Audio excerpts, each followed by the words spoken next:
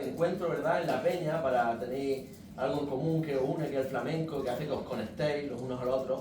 Pero digamos, no está montada la vida últimamente y digamos que todo nos empuja a vivir de espaldas al vecino, a que no haya ese flujo de comunicación con los demás. Y estos puntos de encuentro me parecen necesarios, aunque sea con una mínima resistencia ante estos vientos tan terribles que la historia, ¿no?, nos está poniendo delante y que nos hace pues, mirarnos el ombligo, ser un poco...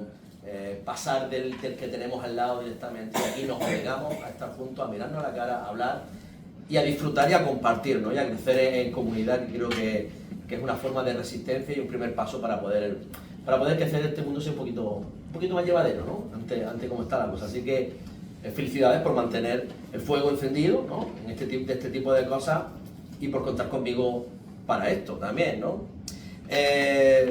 Esto es un club de lectura, entonces claro, a mí me interesa, más que yo dar aquí una charla sobre el libro, como una especie de ponencia.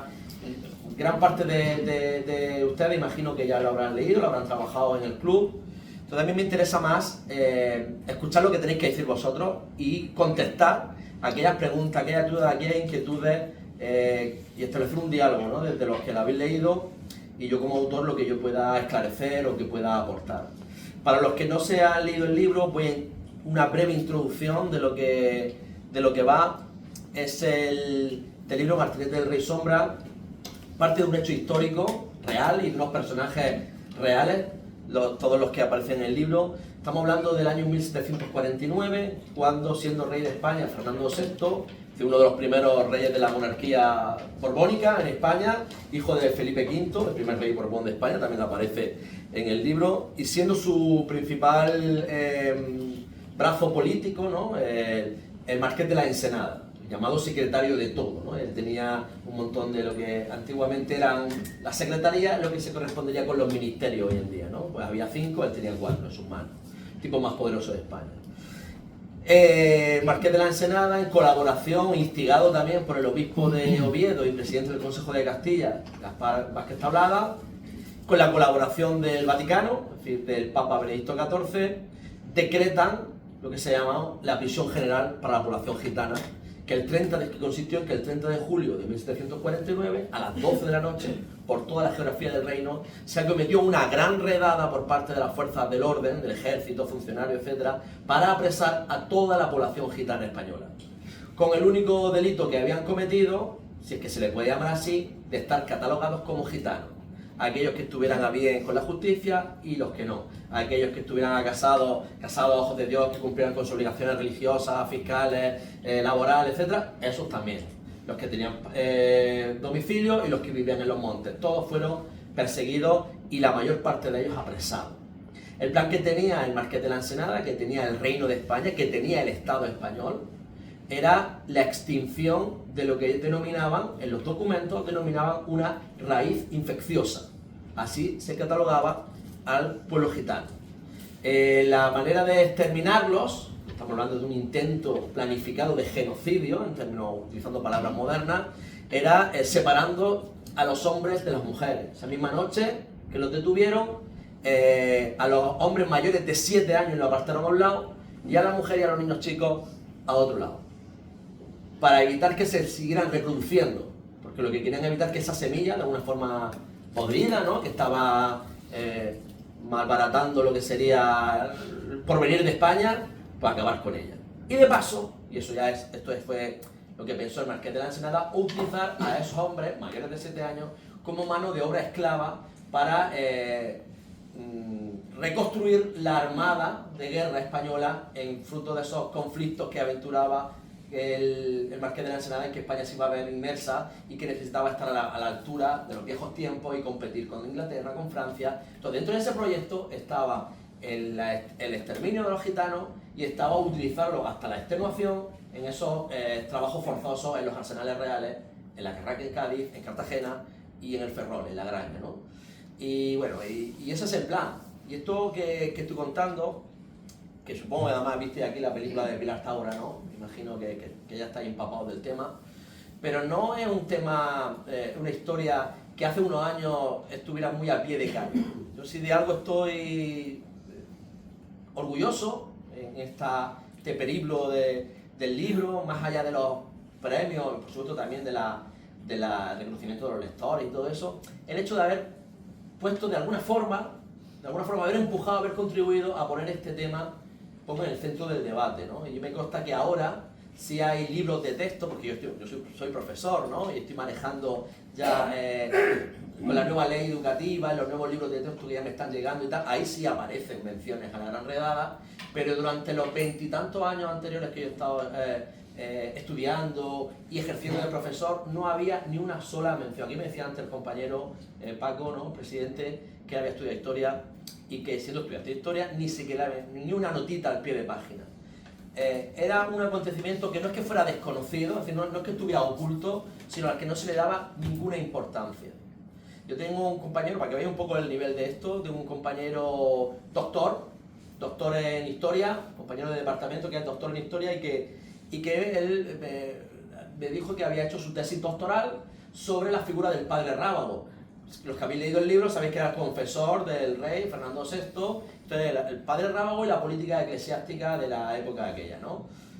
Y me dice ahí, señor doctor, que los que han hecho una tesis doctoral saben lo que conlleva, ¿verdad? De meterte hasta las cejas en libros y documentos sobre un tema súper específico. Me dice, pues yo de esto de los gitanos, me confiesa, yo de esto de los gitanos no tenía ni idea.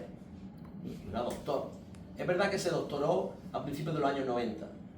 Y si no recuerdo mal, la fecha me va a ir un poco, no fue hasta el año 97 que Antonio Gómez Alfaro publica el libro de la Gran Redada, que es el que saca esto un poco. No es que lo saque, que lo descubra, porque ahí estaban los documentos, ahí estaban las fuentes. Sí, un poco el que dice, señores, aquí está esto, vamos a tirar un poco del hilo, ¿no? Estamos hablando del año 97. Bueno, pues antes del año 97 no había ningún libro académico, nada, ningún estudio, nada que se hubiera centrado en esto que, lo hemos dicho antes, conllevó un intento de genocidio por parte del Estado español. Que sabemos muchas cosas, afortunadamente, de otros procesos más o menos similares en otras latitudes, en otros países, y sin embargo de nuestra propia historia lo tenemos como debajo, o lo hemos tenido como debajo de la alfombra, ¿no? Y yo como profesor de instituto que me dedicaba a explicar pues la España contemporánea, el siglo XVIII, en estas clases de bachillerato y tal, pues yo había escuchado, como se dice, campanas lejanas, pero no tenía ni idea de esto de la Gran Redada, de la magnitud del asunto. Y cuando descubro que efectivamente es algo que es absolutamente grave, absolutamente que sería insoslayable desde el punto de vista, tenemos que contar los grandes momentos de la historia de nuestro país que definen un poco lo que somos, y esto, la ausencia de este momento de la Gran Redada, pero no solo, sino de todo lo que implica la presencia gitana en España, que se cumple en el día 12 de enero, se han cumplido 601 años de la llegada, bueno, documentada, ¿no? De la aparición de las primeras crónicas de la población gitana. Todo eso ha estado ausente de los planes de estudio, de lo que sería aquella memoria oficial que las instituciones quieren que recordemos, ya sea la académica, la política, la que sea, ¿no? Y de repente como que eso no se ha contado bien. Y al no contar eso bien, yo investigando sobre el tema, me di cuenta de que era necesario hablar de esto. Y que era necesario ponerlo encima de la mesa, no por descubrir una historia oscura, interesante, una anécdota, sino porque en mi opinión es nuclear para entender la esencia de España. Porque España, se habla mucho, ¿qué es España? España puede ser muchas cosas, no lo sé. Pero una de las cosas que es España es gitana. Desde el mismo comienzo que los gitanos estuvieron aquí, ¿vale? Y también antigitanos.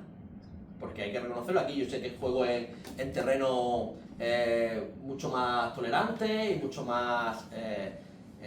juego en casa, podemos decir, ¿no? Estoy con amigos, gente que no me va, en principio no me va a discutir sobre esto, pero es verdad que el antigitanismo es medular también en la historia de España.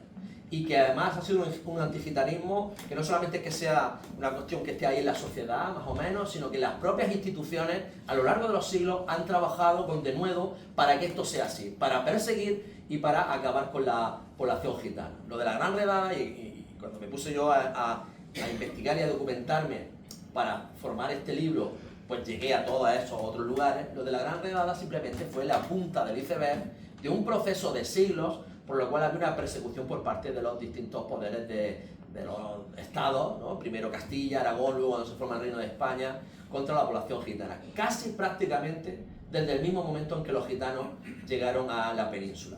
Si los gitanos llegaron en 1425, la primera ley que se aprueba para acabar con ellos es en 1499, por los reyes católicos. Esa ley decía, los gitanos tienen que dejar de hablar su lengua, los gitanos tienen que dejar de vestir sus ropas, y los gitanos tienen que dejar de tener esas formas de vida incómodas, nómadas. Es decir, los gitanos tienen que dejar de existir, tienen que dejar de ser lo que son, ¿no? Y convertirse en lo que... Y eso fue en 1499. Según decía Gómez Alfaro, hasta la Gran Redada hubo cerca de 250 disposiciones legales en distintos territorios enfocadas a lo mismo, a la desaparición, a la persecución de la identidad y de la propia existencia del pueblo gitano. Con el Marqués de la Ensenada da un paso más y dice, vamos a acabar con ellos directamente, ¿no? Y después hubo más cosas, que en el libro no aparece porque acaba ahí, ¿no? Pero después hubo cosas con el Conde de Aranda, han contado aquí lo que ocurrió con la ley de Mago y Maleantes, por ejemplo, ¿no? Y esa pequeña adaptación que se hizo con la ley republicana, de la Segunda República, se la adaptó, digamos, un poco en la época de Franco para que les permitiera perseguir no solamente, por cierto, no solamente con esa ley, no solamente a gitanos, sino también a homosexuales, lesbianas, etcétera. Acabó mucha gente en la cárcel mediante esa disposición. Lo cual me lleva también a sorprenderme cuando hay cierta nostalgia en los jóvenes sobre ese tipo de años, ¿no? De España y tal. Y entonces decidí que quería escribir sobre esto. Yo soy escritor, he dicho antes, soy profesor. Ser profesor fue lo que me llevó a darme de la importancia a este acontecimiento y tal, pero soy escritor y mis problemas con la vida, mis problemas con el mundo los resuelvo mediante la escritura. Me puse a investigar y decidí además que no solamente quería contar lo que había pasado con los gitanos, que ya es bastante importante, ¿no?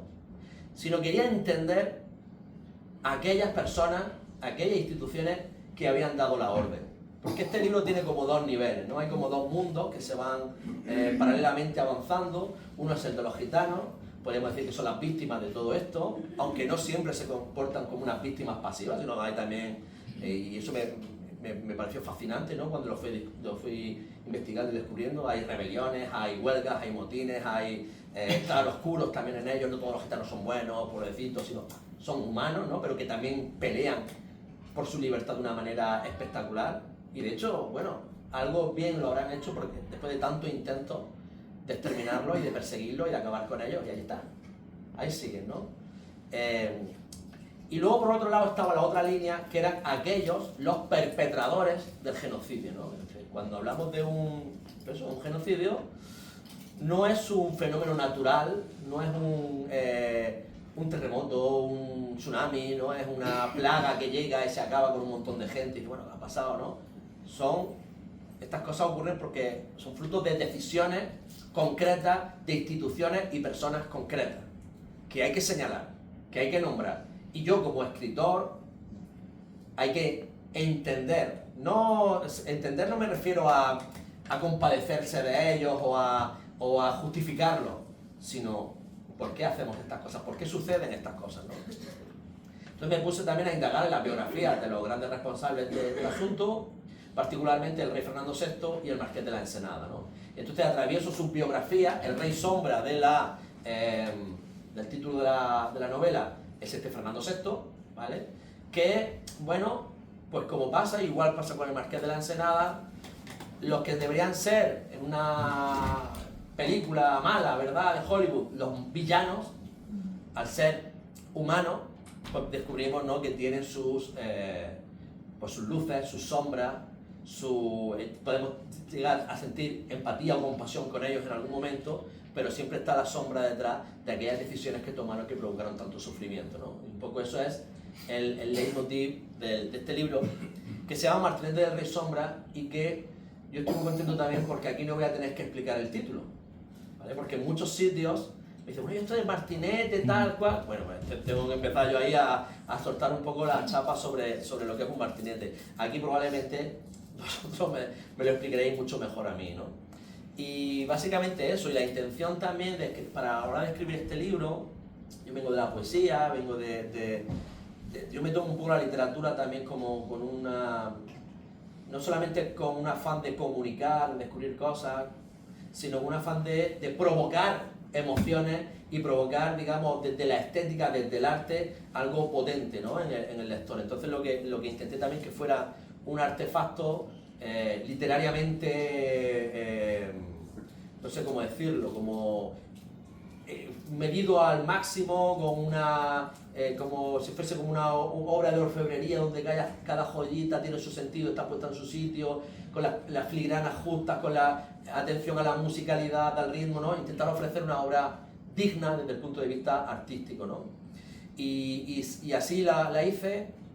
Cuando la escribí ni siquiera tenía una editorial firmada ni nada, y el libro ha tenido un viaje maravilloso, ¿no? Porque al final acabó publicándose en una editorial independiente, muy pequeñita de Zaragoza, muy peleona, pero pequeña, ¿no?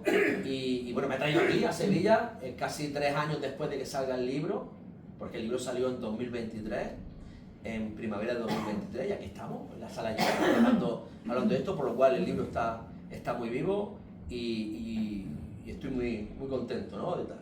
Y entonces, pues bueno, pues dicho eso, yo creo que más o menos nos hemos situado en el mapa de lo que significa Martinete del Rey Sombra, y ahora me gustaría de verdad, pues bueno, charlar con vosotros, que me dijeras, que habláramos, que hubiera un diálogo también cruzado entre vosotros si queréis, y yo estoy aquí a vuestro servicio. Muy bien. Raúl, muchas gracias por el encuadre y por tu comentario. Y como bien ha dicho el autor, abrimos un torno de palabras.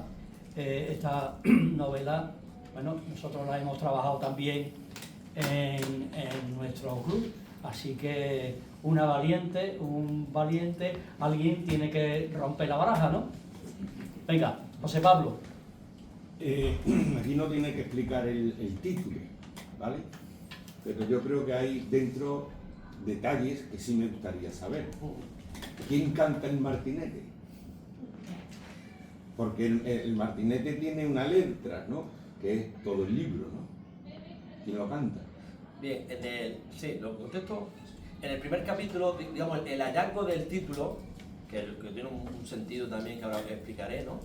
Se da mediante la escritura yo estoy escribiendo y aparece esa imagen en el primer capítulo. No sé si los que habéis leído el libro recordáis, ¿no?, la primera, que es una escena muy corta donde se ve, bueno, no es mucho spoiler porque lo bonito es leerlo, ¿no? Pero, de hecho, si queréis, podemos hacer, ¿tenéis por ahí algún ejemplar del libro disponible?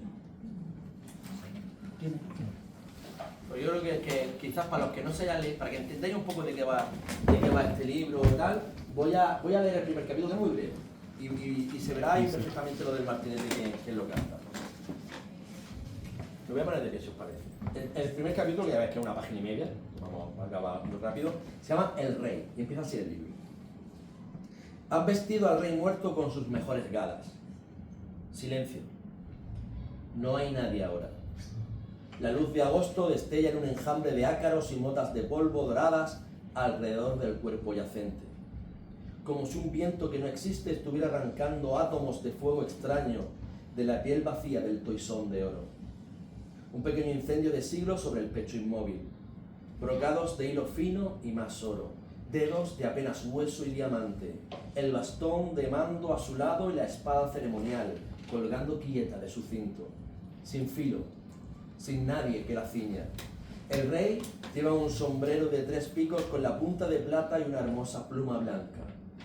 Y la peluca también del color de la nieve virgen, peinada y perfecta sobre el riguroso rostro de la muerte. La mueca mal disimulada, la agonía y el terror, inútilmente maquillados en la palidez de una calavera que la piel torturada transparenta. Tiene los ojos abiertos al vacío interminable, la mirada sin principio ni fin de los muertos.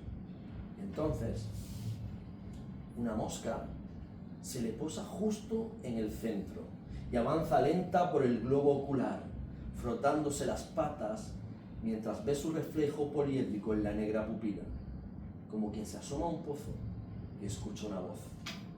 Oscura libación de la nada. El rey y la mosca. Y es ahí justo cuando sucede. La alta cama con dosel heráldico y blasón imperial levita en medio de la luz de la habitación vacía, atestada ahora de tinieblas y jirones de carne translúcida, de otros ojos y otras bocas que murmuran y miran el centro de carne muerta disfrazada sobre la cama. Son cientos, miles de absurdos fantasmas cortejando la ruina dorada en la que se ha convertido Fernando de Borbón y Saboya, rey católico de las Españas y emperador de las Indias. Lo envuelven las miradas y las palabras de nadie para nadie. Pronto se lo llevarán las monjas para amortazarlo, pero ahora está solo y muerto con la comitiva espectral de alacranes de niebla y rostro humano, con la fúnebre compañía de lo invisible que comienza a golpear el suelo con sus tacones de humo, marcando el ritmo de una fragua remota, mientras una voz de hueso entona el martinete del rey sombra, y la noche es inmensa en los reinos de España, y la noche es inmensa, infinita, y lo que canta tampoco acaba. ¿Vale? Sí, ahí está. Es decir, son esos fantasmas de que bueno, lo dejo un poco también al albur de lo que decida el lector, pero en mi cabeza eran estos fantasmas de las víctimas que había ocasionado, víctimas gitanas, ¿no?, que habían muerto durante el reinado de Fernando VI, son los que cantan este martinete al final, ¿no?, una especie de voz espectral y tal. Y la idea del martinete tiene que ver, porque una de las cosas que yo trabajo en este libro y sobre las que reflexiono y tal, es cómo se construye la memoria, ¿no? La historia, la memoria, y la memoria es un constructo al final, ¿no? Y es verdad que con el pueblo gitano ha habido una cuestión, y es que siempre ha sido contado desde fuera.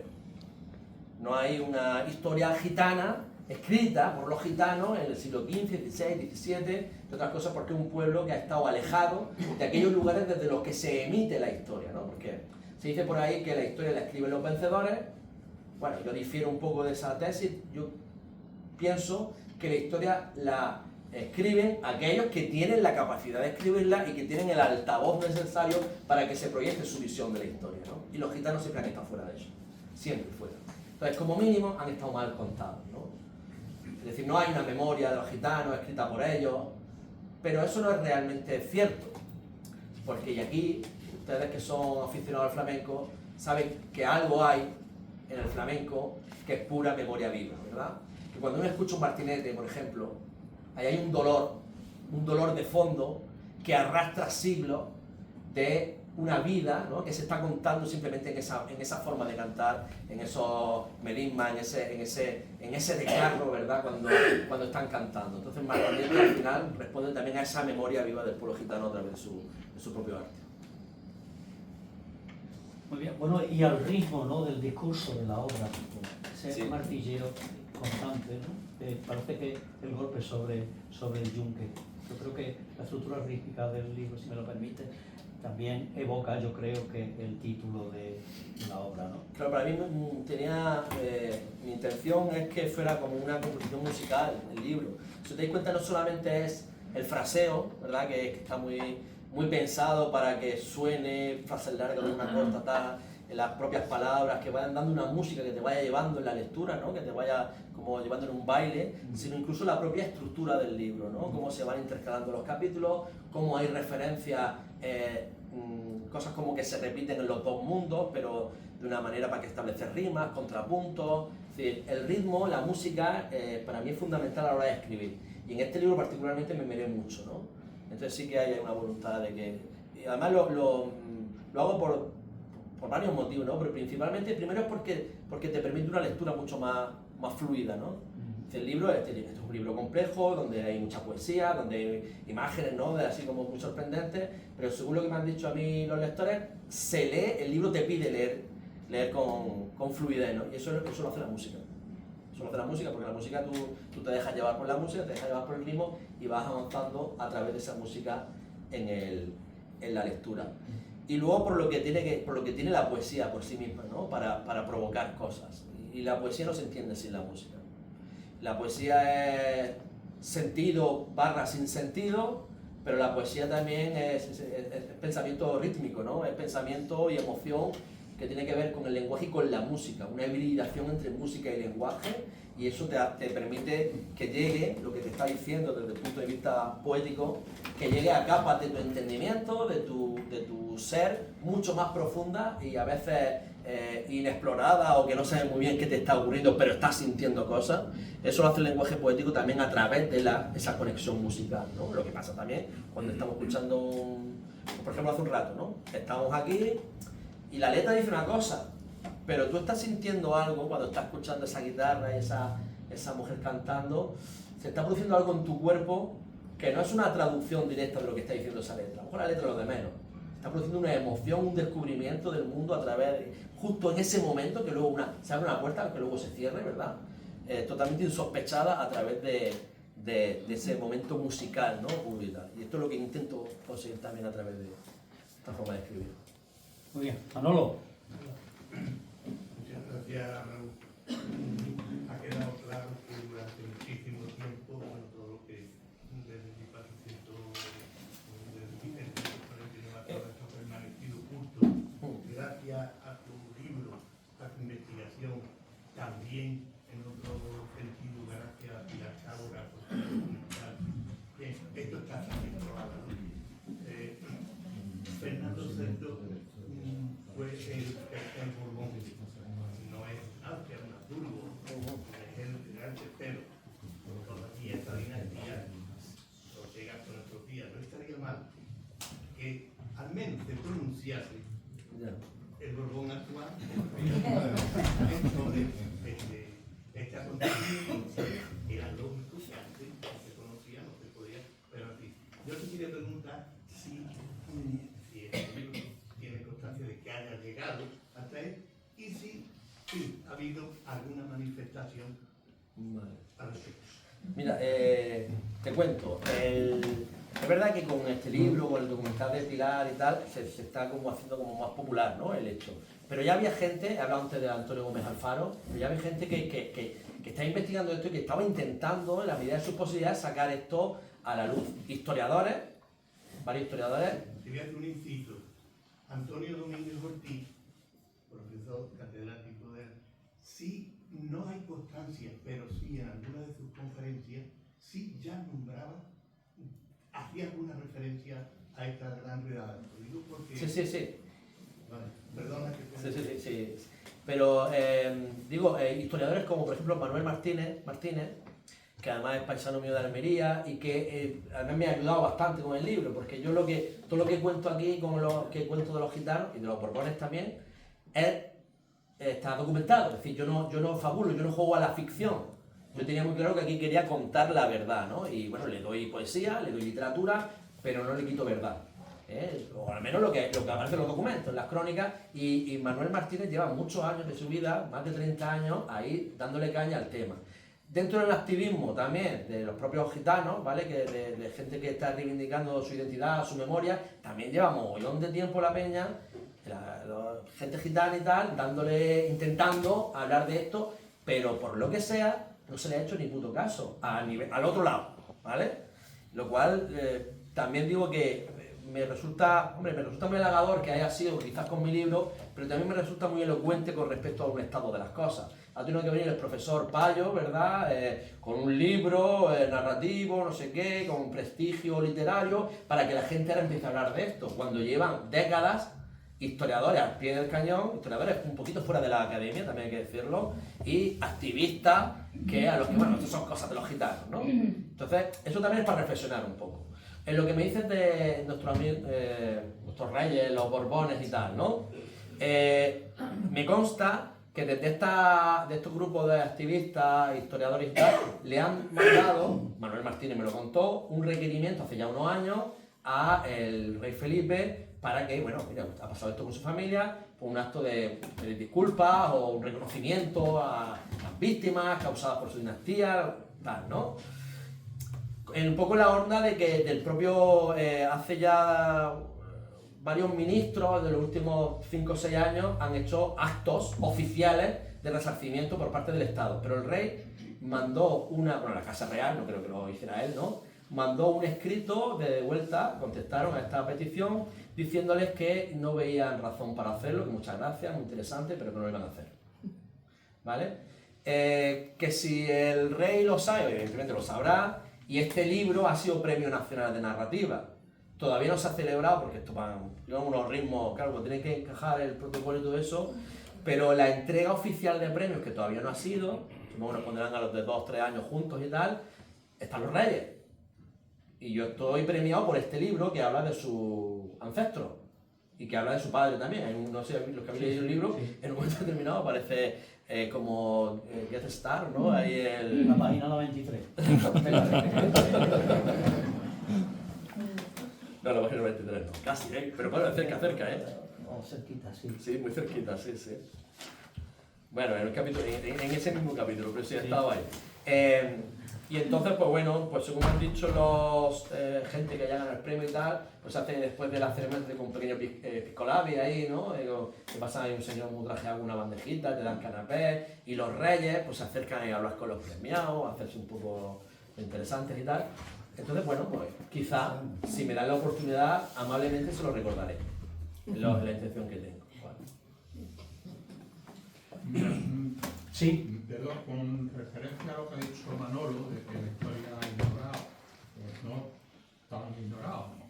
Domingo Ortiz sabía bastante del tema de los gitanos, de la represión gitana y demás, pero más recientemente la catedrática de Historia Contemporánea de la Universidad de Sevilla, una mujer muy valiosa, María Sierra Alonso, ha publicado toda una serie de artículos con referencia a los gitanos.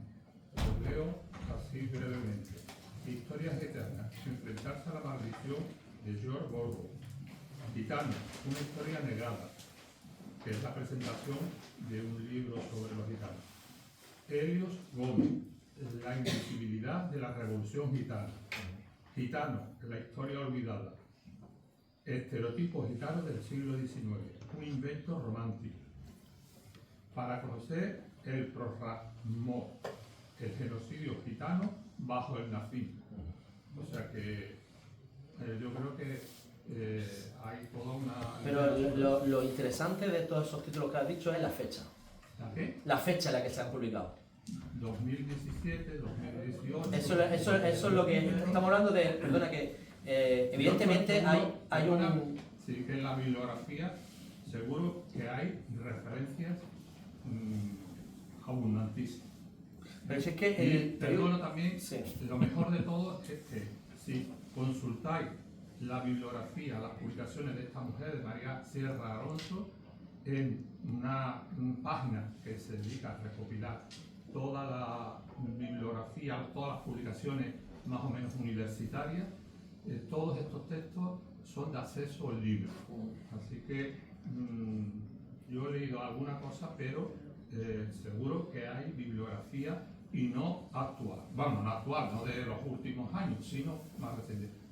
Porque esta mujer es una investigadora nata y últimamente ha centrado su atención en el tema de los gitanos.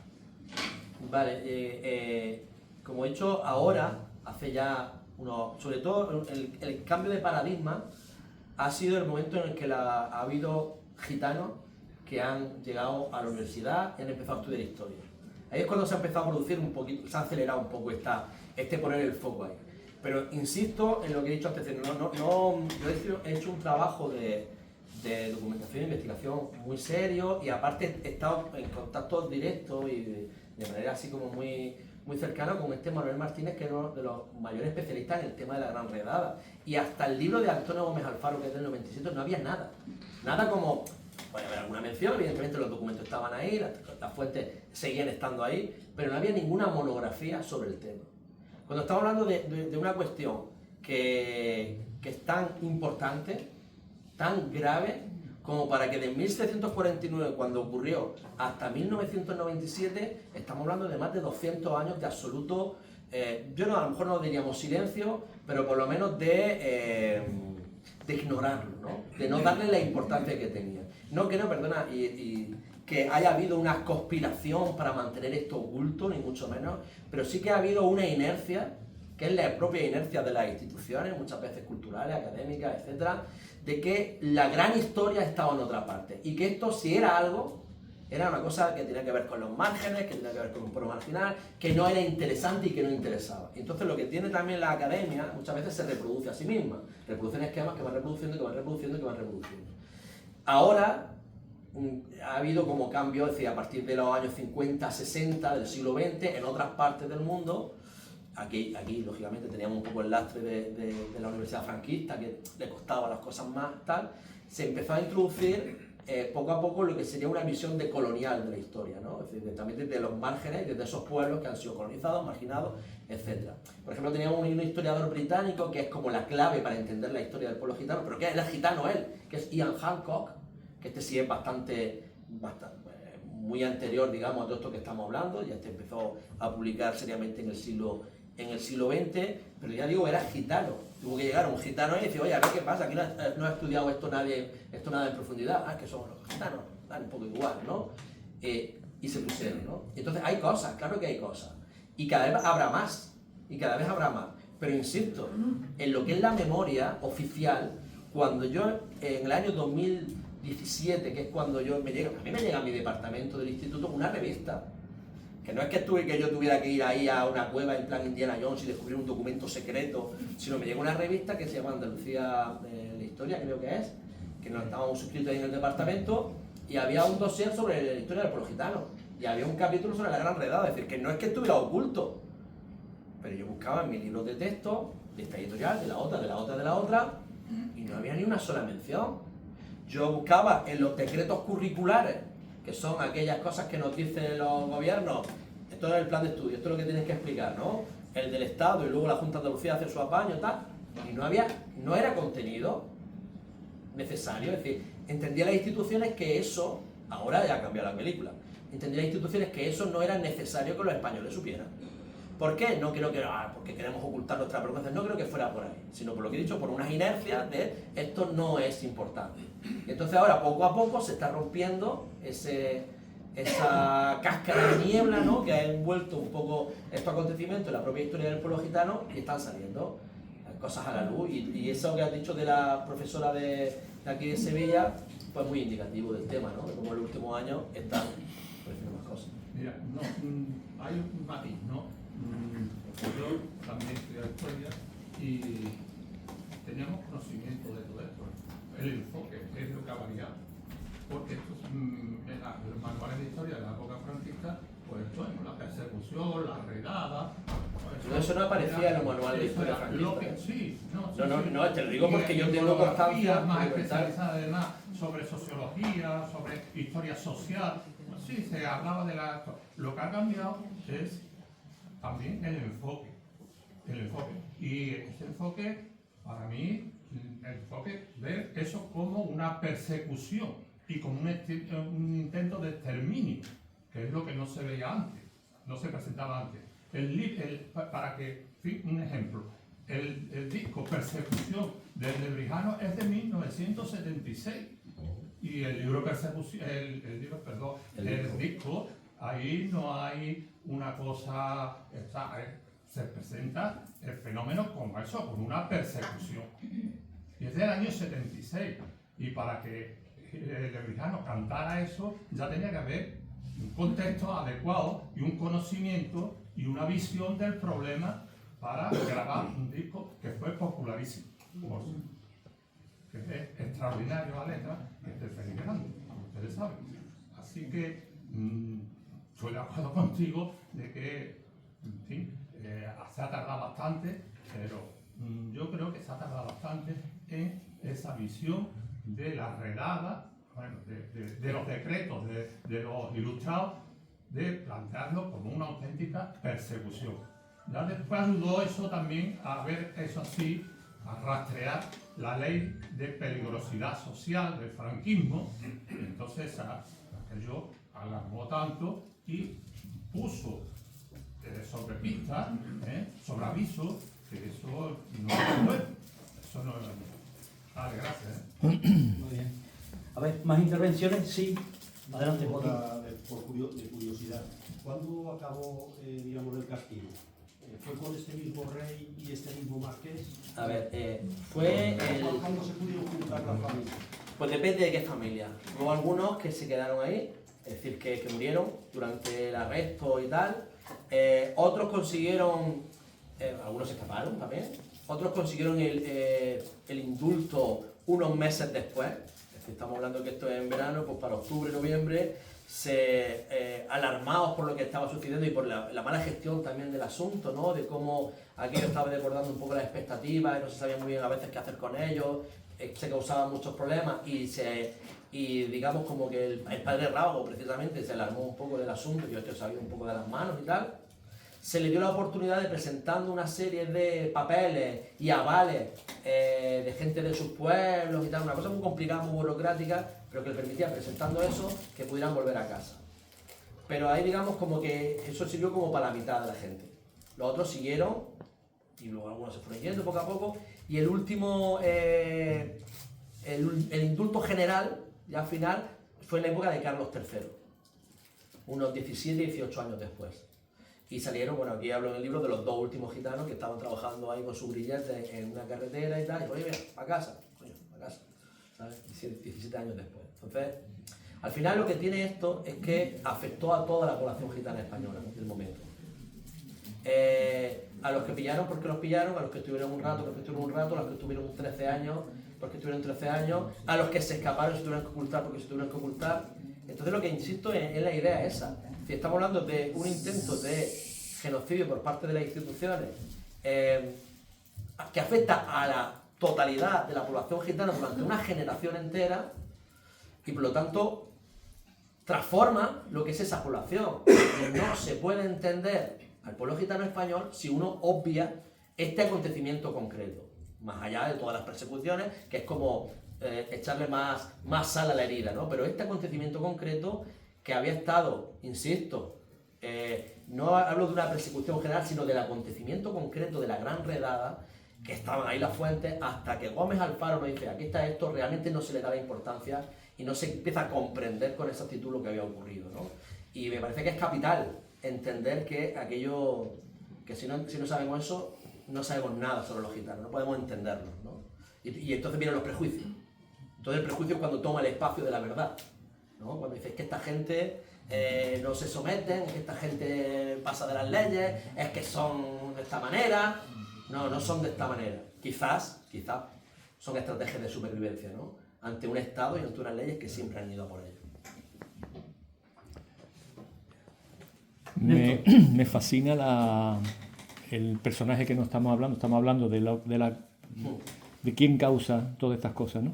El tipo, la mente de Don Zenón, que es capaz de, un hombre ilustrado que es capaz de cambiar tantas cosas, y cuando digo cambiar, el ejército, la marina, en fin, era un tipo bien amueblado, ¿no? Sí, sí.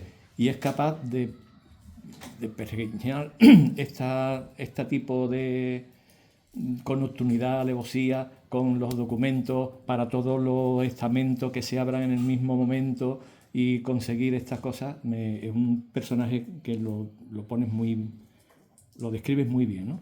Y debería ser bastante interesante este tipo en su vida. Sí, a mí me parece un personaje fascinante. Sí. Fascinante, pero de una manera muy grande, ¿no? Y con muchos matices, esa fascinación. Pero, a ver, estamos hablando del siglo XVIII, estamos hablando de la época del Antiguo Régimen, donde lo normal para ascender en la escala política y tener mando y tal, era ser de la alta nobleza y que llegara ahí un poco por la sangre y tal, ¿no? No era tan habitual este tipo de cosas. Este hombre era un hidalgo de baja, vamos, que incluso había llegado, esto lo describo ahí en el capítulo que hablo sobre su infancia y tal, había llegado a ser hidalgo porque sus padres habían hecho trampas directamente, le habían bautizado 2 veces para conseguir la hidalguía que se lo daban si lo bautizaban en un pueblo de Vizcaya y tal, ya empieza así, ¿no? Y él por su propia habilidad y por su talento acaba siendo, lo acaban fichando ahí José Patiño, que era como el secretario del rey, ¿no? Un tipo ahí muy poderoso del rey Felipe V, y se acaba convirtiendo en la persona más poderosa del reino. Hemos dicho que tenía cuatro secretarías de 5. Tenía además una visión, es decir, se habla muchas veces de Carlos III, ¿verdad? Como el monarca, el déspota ilustrado por excelencia de la historia de España, el que introduce la ilustración en la razón de Estado en España es el Marqués de la Ensenada, realmente, ¿no? Y este tipo era capaz de hacer tenía en su cabeza una transformación radical, modernizar España, modernizar la Armada. Estaba muy pendiente de la importancia que tenía, hablamos de la ilustración, de la ciencia aplicada, de la tecnología. Sus mejores amigos eran científicos, artistas, no sé qué. Y aparte de todo eso, organizaba unas fiestas tremendas. Él tenía a los reyes, los tenía comiendo de la mano. Es decir, piensa que Fernando VI y su mujer, Bárbara de Braganza, se llevaban fatal con Isabel de Farnesio, con la mujer de Felipe V. Marqués de la Ensenada era un hombre de Isabel de Farnesio. Estaba en el gobierno de la época del padre y tal. Cuando llegan Fernando y su mujer, fumigan toda la corte y echan a todos, empezando por Isabel, ¿no? De repente de aquí la exilian, ¿no? La destierran y a todos los grandes gerifaltes que estaban con Isabel y con Felipe los quitan del medio. El único que sigue de pie y que los reyes le hacen pan y están felices con él, el Marqués de la Ensenada. ¿Por qué? Le organizaba unas fiestas fastuosas, le hacía unos regalos tremendos, les hacía gracia, les hacía reír, se convirtió en su coleguita, tal, no sé qué. Eso era capaz de hacerlo. Aparte, además, tenía una colección de arte, de cuadros, ahí tenía como un buen gusto en ese sentido. El tipo decían, ¿no? Las crónicas que cada día estrenaba una camisa distinta, iba siempre a la moda, con esos ropajes del siglo XVIII, esas pelucas a cada cual más extravagantes. Tenía a las damas del palacio, es decir, las marquesas, no sé qué, la secretaria, no sé qué, la mayor. Toda esa gente pasaban, digamos, por su alcoba y él le conseguía no solamente que se la beneficiaba, sino que conseguía beneficio político y establecía ahí una red ahí de chismes y de información. Pero el tipo era, como estoy escribiendo, un personaje fascinante. Pero es que además de todo eso que estoy diciendo, resulta que era un genocida. Claro. Y entonces, claro, ahí la pieza del puzzle que normalmente cuando se ha hablado toda la vida del Marqués de la Ensenada, pues curiosamente eso es lo que siempre se ha olvidado, ¿no? Que además fue cosa suya, además, fue una invención suya o... Bueno, la idea no fue suya. ¿Ah, no? Pero, digamos, el diseño, y él dijo, vio la luz y hostia, pues me puede servir para lo que yo quiero. Porque él lo que necesitaba era mano de obra abundante y barata. Para el tema de los arsenales, para construir esos barcos, porque él tenía en su mente ese proyecto de, en ese sentido, el capítulo que cuento, lo de Jorge Juan, que van allá a Inglaterra a robar planos y hacer un poco de espionaje industrial y tal para construir barcos aquí como los que tenían los ingleses, ¿no? Que eran los mejores y todo eso. Pues forma parte del mismo plan. Necesita un montón de mano de obra para construir esos barcos allá a saco en los astilleros. Y claro, ¿qué mejor mano de obra que esclavos, ¿no? Gitanos y tal? El que digamos tuvo digamos la idea y el que empezó a empujar en primer momento fue Vázquez Tablada. ¿Vale? Vázquez Tablada, el obispo de Oviedo y presidente del Consejo de Castilla, fue un poco el que empezó a empujar. Entonces ya habló con el Marqués de la Ensenada y el Marqués de la Ensenada dijo, hostia, me parece buena idea, y ya empezaron ahí a tejerse todas las cosas. Vázquez Tablada juega un papel menos relevante en este libro porque realmente yo tenía esa intención de contar aquello que estuviera documentado y de Vázquez Tablada, de su vida, se sabe muy poco, ¿no? Entonces me lo tenía que inventar todo y no quería inventarme nada. Quería contar, lo he dicho, para mí era muy importante que esto, aparte de que fuera un libro, fuera una especie de grito de, ojo, que esto ha ocurrido, ¿no? Y para eso la ficción, digamos, me sobraba. Adelantarse también al tema de la iglesia, el acogimiento de la iglesia y conseguir del Papa que cambie de criterio y permitir eso, pues también una mente bien... Sí, claro, lo tenían todo atado y bien atado. Lo que es la redada, es que aquí hay como dos cosas, ¿no? Es decir, lo que es la redada, el día de esa noche, ¿no? Lo que hicieron es de una precisión, de un control, de una eficacia asombrosa, ¿no? Sí. Estamos hablando de aquellos tiempos donde no le podías mandar un WhatsApp al teniente para decirle, mira, ¿qué tal? Y todo funcionó más o menos como un reloj, ¿no? Contrasta con la chapuza de después. Es Eso lo Sí. tenían muy bien hilado, pero después no sabían muy bien, sobre todo, qué hacer con las mujeres y qué hacer con los niños. No había un plan. Entonces ahí está el tema. Y curiosamente, el Marqués de la Ensenada es un personaje, creo, que la historiografía lo ha salvado como el gran ilustrado, por su catastro, por su concepción Y lo era, y lo era, y lo era. Fue un excelente técnico desde ese punto de vista, ¿no? De la reorganización económica del país. Y, hombre, contrasta que en el siglo de las luces, el siglo de la razón, bueno, pues produjera a este nivel un monstruo de estas características, porque en términos de hoy es un genocida. Y simplemente a nivel de anécdota, la única, y hace ya desde luego más de 50 años, siendo estudiante, la única alusión que yo escuché, que no con el término gran redada, sino prisión de los gitanos, ¿vale?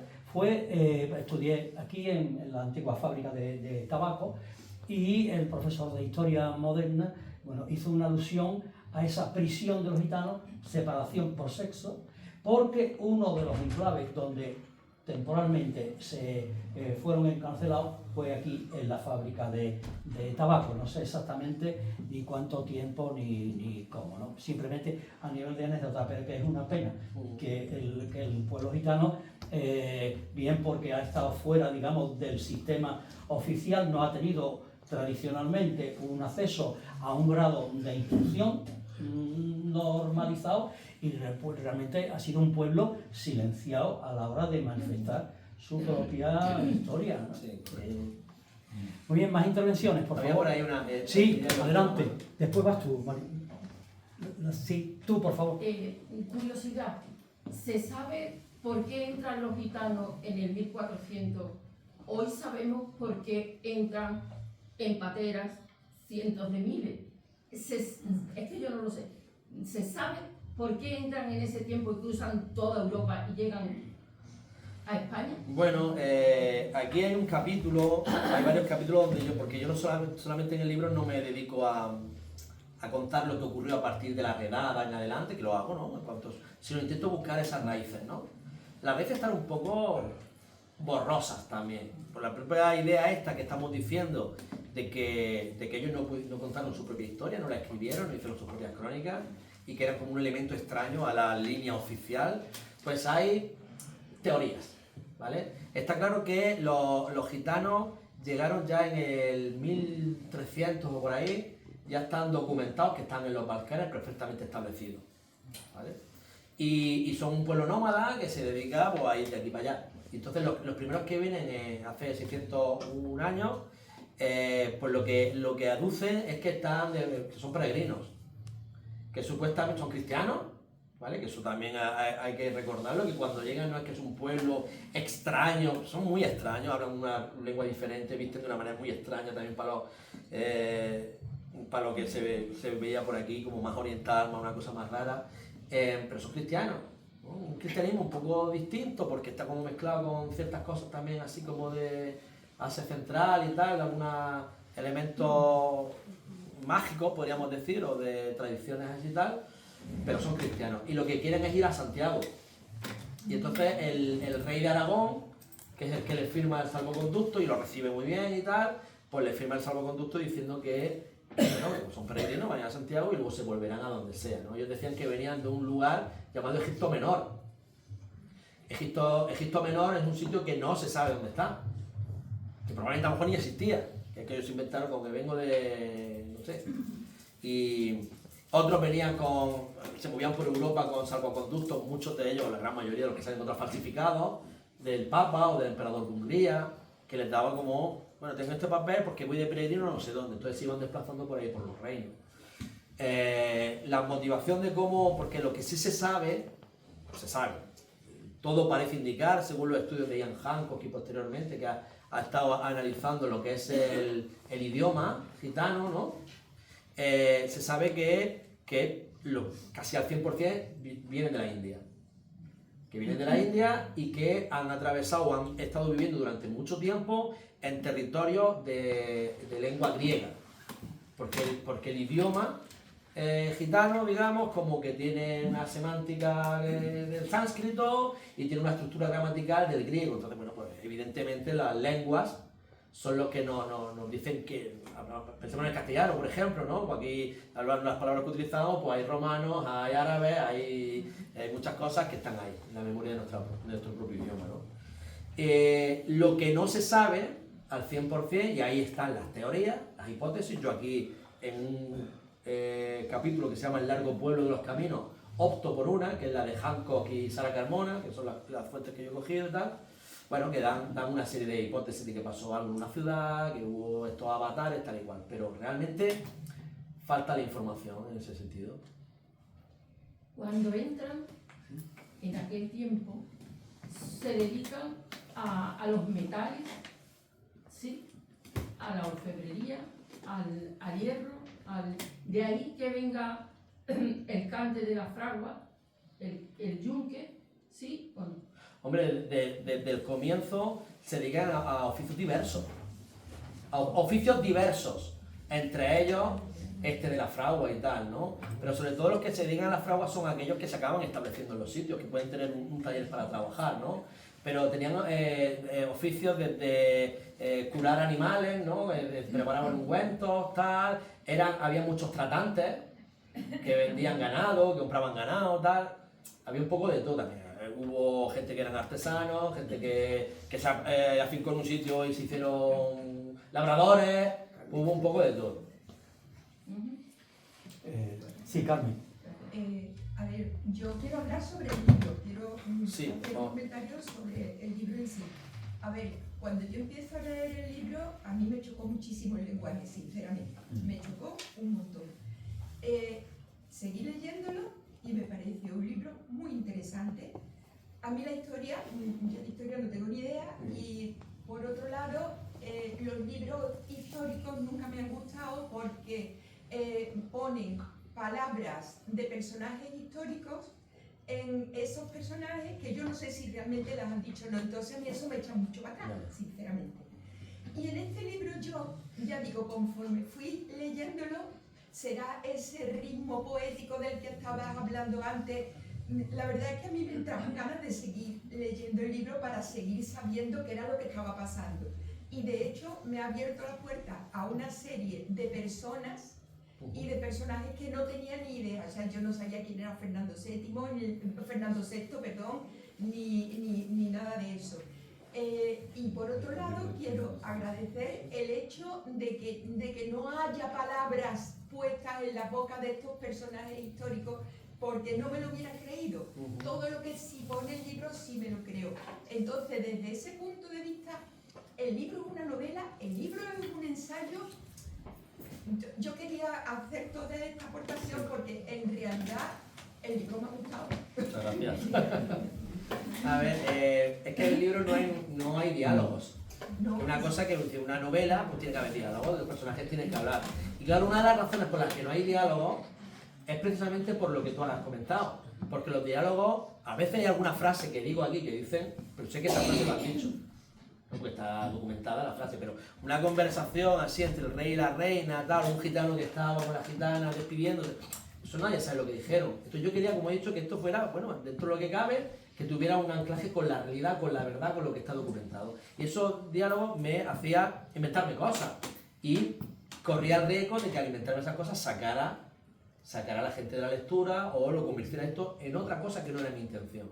Mi intención era contar desde la literatura, que ya es una forma de mentir siempre, ¿no? Pero contar la verdad, ¿no? Y ese punto de que no haya diálogo, a gente que dice, ¿dónde están los diálogos aquí? Esto es una novela, ¿esto qué es? Bueno, yo cuando lo escribí no quería escribir una novela. Me decía, voy a escribir una novela sobre tal. Yo quería escribir un libro contando estas cosas, generando una serie de emociones y de pensamientos y de reflexiones también en el lector, y entonces esto pues tiene elementos evidentemente narrativos, tiene elementos poéticos, tiene elementos ensayísticos también, tiene elementos de crónica histórica, lo que hace es una voz como que te va narrando los hechos como desde arriba, ¿no? Y tal, y esa mezcla, pero todo como en el mismo, empastado en el mismo nivel, ¿no? Ahora un fragmentico de no sé qué, y ahora voy a hablar no, ahora todo a la vez, ¿no? Y bueno, y a ver cómo salía. Y a ti te ha gustado, por lo cual yo estoy contento. No sé, me parecía que por allí por el final había también una petición, ¿verdad? Sí, adelante. El hecho de que ¿Puedes hablar un poquito más fuerte? El hecho de que los primeros gitanos, bueno, el salvoconducto que fue el que entró hasta Santiago de Compostela, y que justo antes de la expulsión de los árabes y los moriscos, quiero decir, hay un contexto ahí social importante que no sé, en tu caso, ¿cuál es tu opinión o cuál es vuestra opinión? En general lo hablo a todos, me parece que es un debate importante. ¿Cómo afectó esa expulsión de los árabes y los judíos a que si entraron en un plan de 20, 40 o 200, como al año eran miles y miles y miles de gitanos, ¿no? Y ya no había árabes ni judíos. Y las profesiones de los árabes y los judíos la habían tomado los gitanos. Allá de la morería, Juanola le puso el cura, Juanola para toda la vida. Quiero decir, ¿queda recogido ese contexto social? Sí, yo te explico. Mira, Yo no he leído el libro, pero me está permitiendo leerlo. Sí, bien. La clave aquí son los reyes católicos, ¿vale? He dicho antes que en 1499 pues, se decreta, ¿no?, la primera ley que quiere acabar con los gitanos, ¿no? Es decir, que dejen de ser gitanos, no queremos gitanos aquí. Además lo que dice es, o hacen esto o se tienen que largar del reino. Y si se quedan, si los pillamos por segunda vez, decía la ley, les voy a cortar las orejas. Perdona, un inciso. ¿Solo eran los gitanos o los sin techo? No, los gitanos. Porque Los egipcianos, como le llamaban entonces. Porque también había sin techo, ¿no? Que también... Sí, pero bueno, aquí estamos hablando de ese... Espérate que te voy a contestar lo que me has comentado antes. Eso fue en 1499, ¿no? ¿Cuándo expulsan a los judíos? 1492, los reyes católicos. ¿Cuándo se produce? Sabéis que cuando, también en el año 92, la toma de Granada, la rendición, ¿no?, con una serie de cláusulas donde los musulmanes del reino nazarí de Granada pues se les iba a respetar sus costumbres, su identidad, sus mezquitas, sus rollos, ¿no?, y tal. Y unos pocos años después, aquí hablo que cuando empieza, digamos, ese tal, con el cardenal Cisneros, con los reyes católicos, se va a decretar también la obligación de la conversión y todo eso, ¿no? Es decir, estamos hablando que en esa idea que mucha gente sigue comprando, que es un poco heredada de la historiografía franquista, ese nacional-catolicismo que todavía pesa muchísimo, que dice que los reyes católicos fundaron España, ¿no? Que hay mucha gente que dice, los reyes católicos son los que unificaron España y a partir de ahí ya tenemos España y tal. Bueno, yo no compro esa mercancía, pero si la comprásemos, fíjate cómo se está fundando España. Mediante la eliminación de toda aquella disidencia y toda aquella diferencia. Judíos, musulmanes y gitanos. Y curiosamente, de los judíos y de los musulmanes, sí tenemos un amplio conocimiento, estoy hablando a nivel popular, ¿no?, que algunos sabrán más o menos, pero se sabe que se expulsaron los judíos, se sabe que, bueno, los moriscos, tal, sobre todo por ahí por la zona de Almería, donde hubo guerra y hubo intentos de revolucionarios y no sé qué, tal, pues está todo muy presente, y sin embargo esa memoria, insisto, a nivel de calle, a nivel de lo que sabemos de nuestro país sobre los gitanos, que ocurrió en el mismo momento, en el mismo contexto, y por las mismas razones que era el control por parte de ese Estado emergente, ese Estado de esa monarquía autoritaria de los reyes católicos que estaba haciéndose como creando estructuras de Estado, y el Estado lo que tiene que hacer es controlar, entre otras cosas, el concepto del Estado benefactor, una cosa muy moderna, ¿no? Es una estrategia, es una herramienta también de control de la población, y la diversidad dificulta el control de la población. Entonces, fuera judíos, fuera gitanos, fuera musulmanes, por otros motivos, pero también por ese. Y forma parte del mismo contexto, de la misma intención. La diferencia fundamental es que los judíos fueron expulsados, los conversos fueron perseguidos, se acabaron asimilando, de aquello no queda huellas, queda memoria, pero no hay presencia.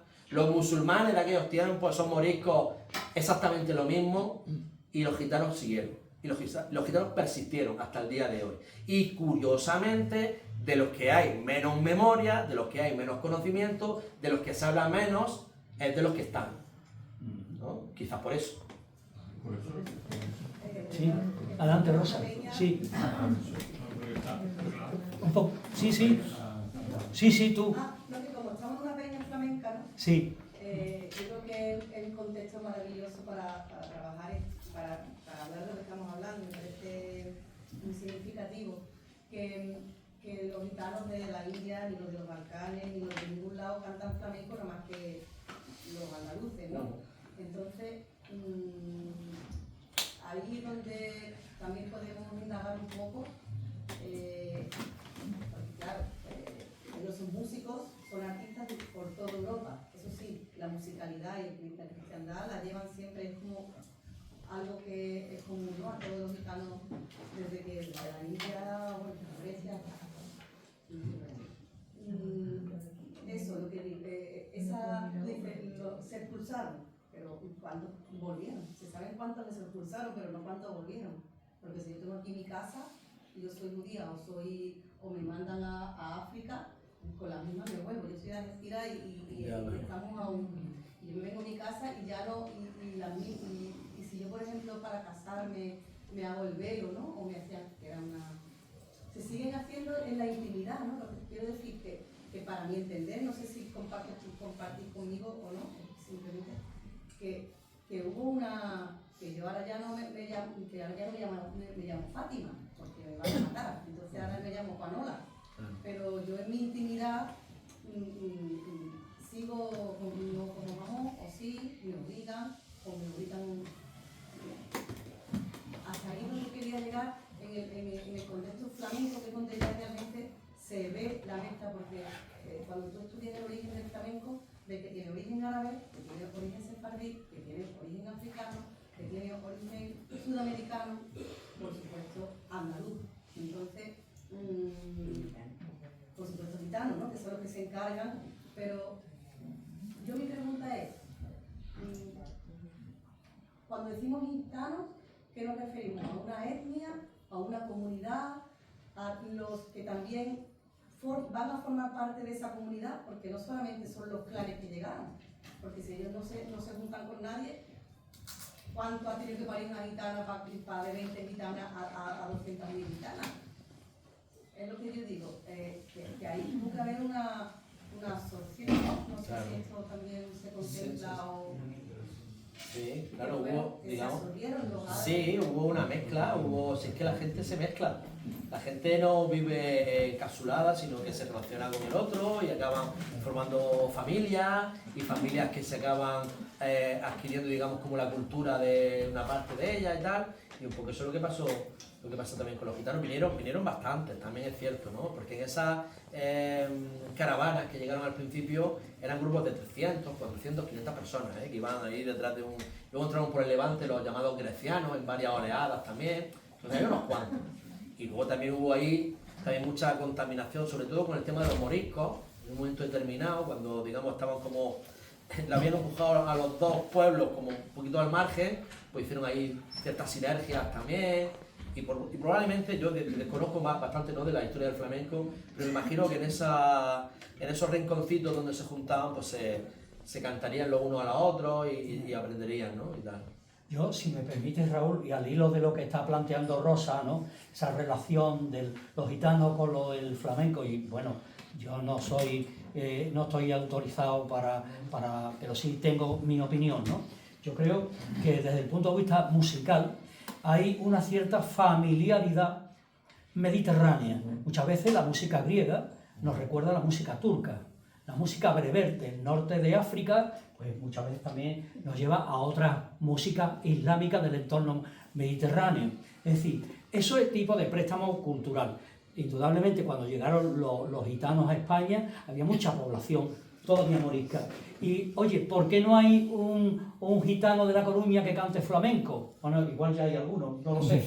Quiero decir, pero ¿por qué eso se prodiga aquí? Hombre, porque lógicamente habría aquí un pozo y un asiento cultural, musical de morisco, probablemente, y, bueno, también de otras influencias de las minorías judías con sus cánticos, etcétera, ¿no? O sea que ahí yo creo que hay mucha mitología y creo que todavía queda mucho camino, me parece a mí, por investigar, ¿no? Porque claro, cuando cruzamos la frontera y nos vamos a Tetuán o nos vamos a Rabat, hay barrios de Andalucía y hay mucha musicalidad que muchas veces nos hace sentirnos musicalmente cercanos ante determinados ritmo, ¿no? Y no son más que flujo de gente que ha pasado el estrecho, bien porque se les ha expulsado y tal, y han mantenido ciertas costumbres. Si vas a Turquía o escuchas todavía hablar en ladino y hay mucha conservación del romance castellano, que yo no soy especialista en ese tema, pero me parece que realmente la conservación del romance castellano en lengua ladina no es más que una prolongación de lo meramente castellano, literariamente hablando, con la contaminación a lo mejor de palabras del turco o del árabe, ¿no? Sí, yo creo que todavía ese tipo de musicalidad y de elementos literarios se han conservado, ¿no? Y probablemente había aquí pues como un cierto ambiente musical y rítmico al cual también los propios gitanos harían sus propias aportaciones.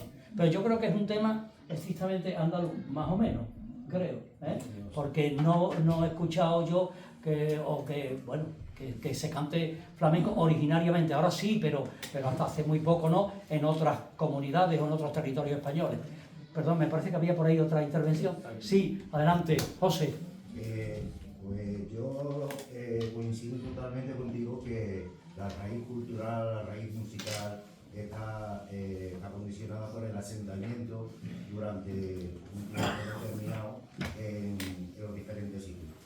Los gitanos tenemos cosas muy comunes y tenemos cosas muy dispares, dependiendo de la zona en la que tú hayas vivido, en la que tú hayas desarrollado tu vida. Y el flamenco es algo que está arraigado al pueblo andaluz por las mezclas culturales que han existido, y en estas mezclas culturales ha tenido un protagonismo especial el pueblo gitano. Hoy en día, como tú bien dices, el flamenco se está extendiendo no solamente a cualquier sitio de España, sino a nivel internacional, ¿no? No era lo que ocurría en aquellos tiempos. En aquellos tiempos el flamenco surge de esa historia a la que ha hecho referencia el autor, de las personas que no teníamos en aquel momento la capacidad de poder transmitir nuestra historia y nuestras cosas, porque la política, la economía y lo social no nos lo permitía, pero sí lo transmitíamos a través de las letras, que ha dicho el ponente, de que las letras en un momento determinado dicho de que no tienen importancia. Para mí sí tienen mucha importancia, aparte del ritmo, aparte de la musicalidad y aparte de todo eso. Porque las letras del flamenco son la historia del pueblo de Andalucía y muy particularmente también de la historia del pueblo gitano. Yo totalmente de acuerdo, José. Es mi opinión. Totalmente, porque no solamente en el léxico es que hay tantas palabras del caló o del romaní. No sé distinguir muy bien esa terminología, si es que hay alguna diferencia. Sí, porque sí, hay diferencia, claro. Nosotros no hablamos, los gitanos andaluces no hablamos el romaní, por reminiscencia de todo lo que pasó, de todas las pragmáticas, de todas las persecuciones, de la gran redada. Se acabó con nuestra lengua. Nosotros me llamó mucho la atención en un encuentro que tuvimos en Francia de gitanos de diferentes sitios. Había gitanos franceses que se comunicaban perfectamente con gitanos escandinavos y hablaban en el romaní. Nosotros no éramos capaces de entrar en eso. Nosotros hablamos palabras sueltas, tenemos un dialecto que sí es cierto que lo cogemos de ese romaní y que ha quedado patente en nosotros a través de la familia, sobre todo de la mujer. La mujer ahí ha tenido un papel fundamental, y por si alguien tiene la idea de que el pueblo gitano es machista, yo se lo rebato en dos segundos. Que los demás. Nosotros somos matriarcados y somos defensores totalmente de las ideas feministas de las que actualmente hacen mucho gala, y el pueblo gitano pues lo ha defendido desde hace muchísimo tiempo. Me parece muy interesante tu aportación, porque palabras como undibé, camelá, sacáis, están continuamente en las coplas, y eso es que tú apuntas es la oralidad, la transmisión oral. Y claro, probablemente el flamenco sin la aportación de los gitanos sería algo diferente a lo que es hoy, porque el flamenco es patrimonio de Andalucía fundamentalmente, de nuestra cultura, pero la aportación vuestra... Gracias a las mezclas que han Claro, existido, porque efectivamente. para mí la pureza está en las mezclas. Claro, Porque el flamenco de por sí es híbrido y es evolutivo, no es estático. Por tanto, esos conceptos muchas veces, lo puro, canta gitano, canta... Es que... En la cual un pueblo o una persona perteneciente a una etnia se junta con otra persona de otra etnia y la riqueza cultural es el doble de la que puede tener si procede de uno o de otro. O sea que yo, como gitano, estoy a favor de la unión de los pueblos, la unión de las etnias y siempre en defensa de lo que son nuestros derechos como personas. Por supuesto. Porque al principio, no sé si fuiste tú el que hablabas de raza. No, solamente raza, hay una que es la concepto. humana, y nosotros, cada uno pertenecemos a una etnia y una cultura diferente, y esa cultura tenemos que... El concepto raza es un concepto colonial. No, y entonces hoy no se sostiene. Podemos hablar de etnia, podemos hablar de manifestaciones culturales. Y por eso se produjo la gran enredada, Claro. por intereses políticos, por intereses económicos y por intereses sociales. Porque el gitano era un trabajador con una cualificación especial. Le interesaba al marqués de Ensenada, le interesaba no solamente tener a esos esclavos, a las personas esclavizadas, sino que esa persona esclavizada tuviese un conocimiento perfecto de lo que era la herrería, de lo que eran los oficios que antes ha nombrado ahí una compañera que hablaba ahí anteriormente. Y esa especialidad en los trabajos tiene mucho que ver con que al gitano había que someterlo, había que tenerlo bien amarrado. ¿Más intervenciones por ahí? Adelante, Paco. Bueno, quiero decir que ya hay una información sobre el flamenco bastante interesante. Por ejemplo, Faustino Núñez, y lo podemos ver todo en vídeos muy ilustrados, donde nos demuestra musicalmente. Ahí, antes del flamenco hay un preflamenco, ¿no? Obviamente. Entonces, ese preflamenco, ¿de dónde viene? Pues se origina de los bailes populares españoles en general, ¿no? La seguidilla, la cachucha, las montones de danzas que luego van cristalizando, y en los bailes de candil del pueblo, que organiza el pueblo, hoy se va cristalizando poco a poco lo que luego transforma en más flamenca. O sea que hay bastante información, ¿no?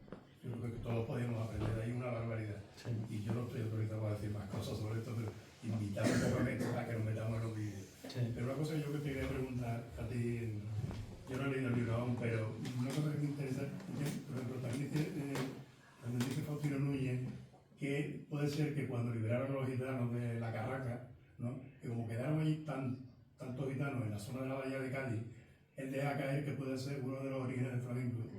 Como se sabe, originalmente flamenco, aunque luego sea payo y flamenco, los protagonistas, pero inicialmente, una vez que liberaron a los que quedaron ¿no? Al dispersarse por la bahía de Cádiz, donde tiene el origen flamenco, pues, que sí, que allí era origen al flamenco, ¿no? Inicialmente, ¿no? ¿Tú sabes cuánta gente quedó? ¿Tú sabes que si luego se mezclaron muchos, si salieron muchos de la Carraca? Sí, fueron saliendo. Mira, el número total de personas que fueron apresadas en toda España era entre 9.000 y 11.000, depende de la fuente y tal, ¿no? Que pueden parecer pocos, pero estamos hablando del siglo XVIII y que era muchísima gente, ¿no?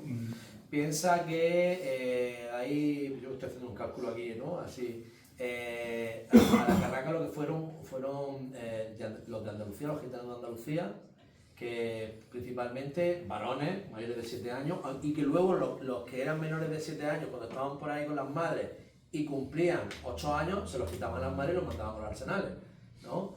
Teniendo en cuenta también, claro, lo que he dicho antes de los indultos que dieron en octubre, noviembre, que salieron unos cuantos, Y muchos de los que salieron, eso sí está documentado, cuando vuelven a casa no tienen nada. Porque eso no lo hemos comentado, pero el decreto implicaba también que a ti te apresaban y te quitaban todas tus pertenencias, todas tus propiedades, ya fueran un cacharrito que tuvieras para hacerte una infusión, o fuera si tenías una granja, ¿no? Todo eso se lo quitaban y lo subastaban. Entonces, cuando vuelven muchos gitanos, se encuentran con que sus cosas ya no son suyas. Que eso es, no solo, que eso es más, ¿no? Es decir, al gitano a lo largo de la historia también se le ha empujado desde las instituciones hacia la marginación política, la marginación social y económica.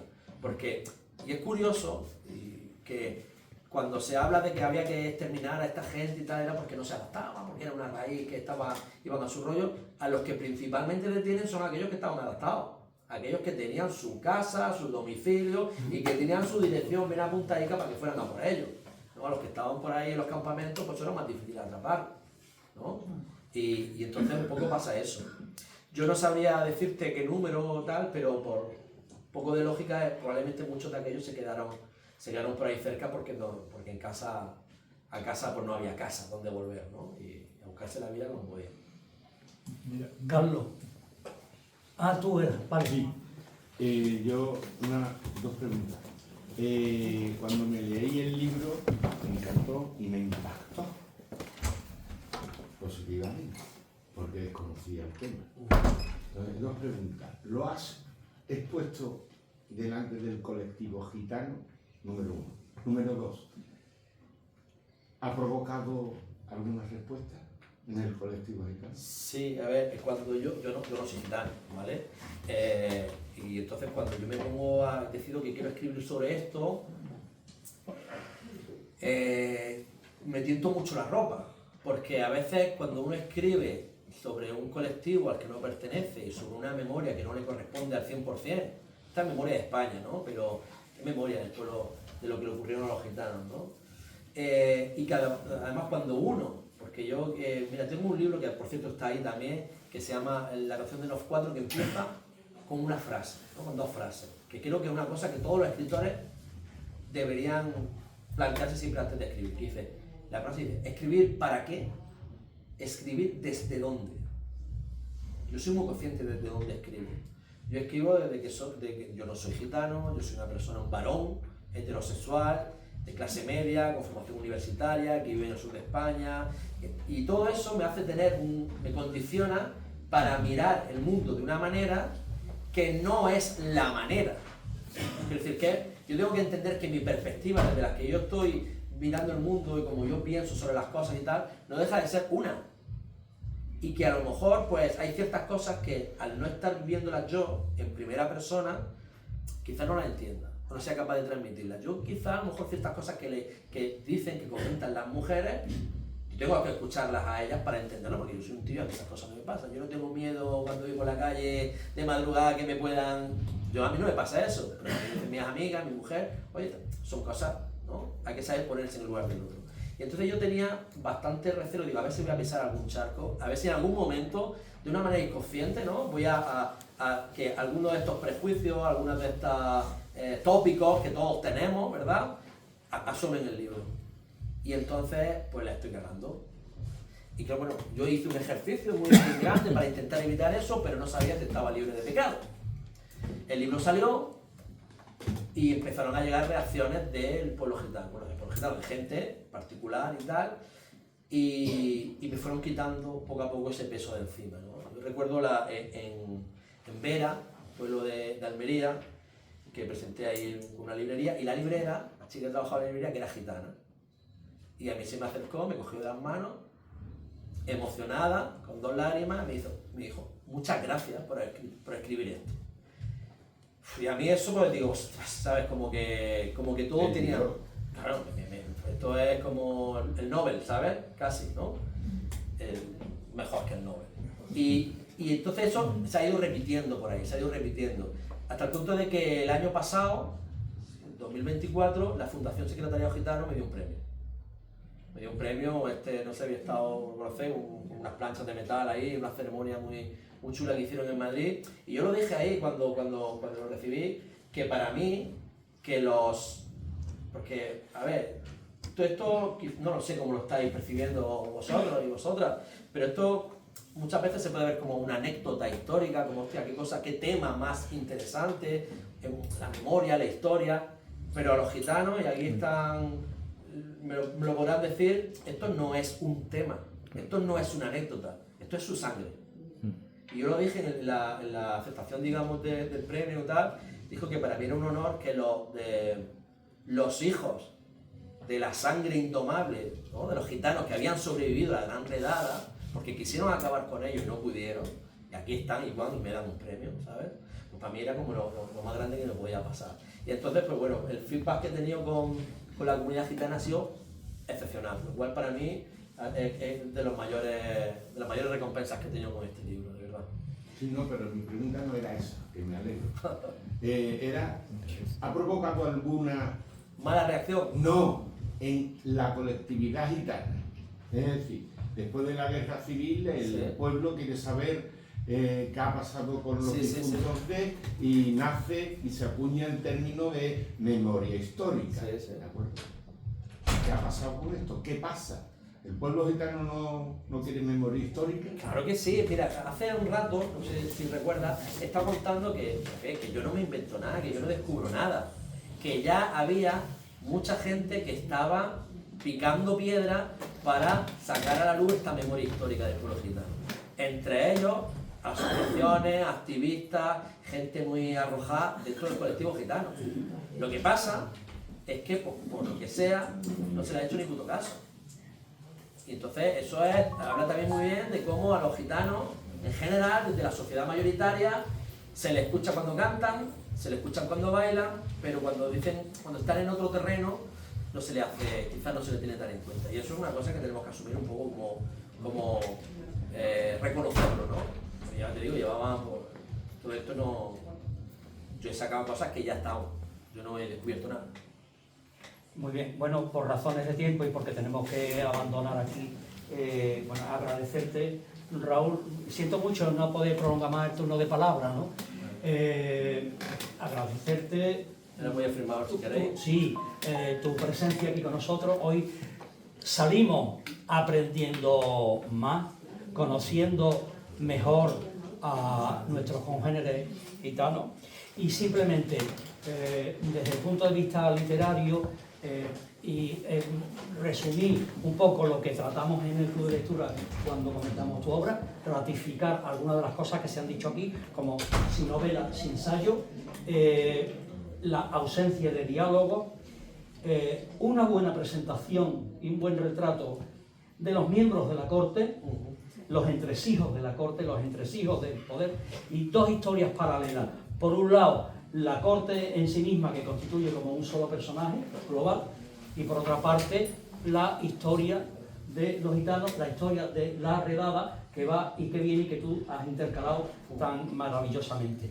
Y luego también la caracterización psicológica de los personajes primarios, que hemos creído que lo has desarrollado muy bien en Isabel de Farnesio, en el propio Fernando VI, en Felipe V, en Don Zenón, en Don Gaspar el Obispo, en fin, y esa corte como personaje colectivo, que es un libro que hemos considerado que tiene una buena prosa poética, se nota que eres un poeta, y que hay un predominio de lo histórico sobre lo literario. No sabemos si tampoco nos ha preocupado esa cuestión. ¿Me entiendes? ¿Qué tiene más peso? Si lo histórico o lo estrictamente literario, pero que en cualquier caso yo creo que hemos disfrutado muchísimo de tu obra. Así que muchas gracias. Raúl va a firmar ejemplares si alguien está interesado, y le damos también las gracias a la librería La Fuga, ¿vale? Así que muchísimas gracias a todas y a todos.